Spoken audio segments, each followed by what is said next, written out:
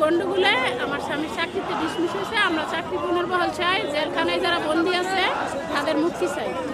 আর এটা কোনো হত্যাকাণ্ড ছিল না, এটা পরিকল্পিত হত্যাকাণ্ড ঘটানো হয়েছে। এটার পুনঃতদন্ত করে সত্যটা জনসম্মুখে সারা বিশ্বে বাংলাদেশের মানুষ সবাই জানুক, সত্যটা সামনে আসুক। এটাই চাই, আমরা চাকরিতে পুনর্বহাল চাই, জেলখানায় যারা বন্দী আছে তাদের মুক্তি চাই।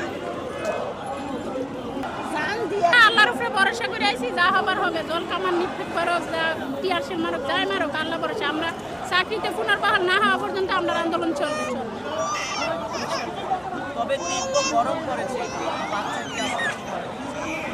তো গরম মিলেই তো কষ্ট করেই তো আমরা আন্দোলন চালাই যাইতেছি। আমাদের সহপাঠী যারা আছে সবাই তো কষ্ট করতেছে, আমরাও করতেছি। আমরা কষ্ট করতে ইচ্ছুক, যতক্ষণ আমরা চাকরিতে পুনর্বহাল না হয় এতক্ষণ আমাদের আন্দোলন চলবে। আমরা কষ্টকে রোদ বৃষ্টি যাই হোক সব কিছু অপেক্ষা করে আন্দোলন চলবে।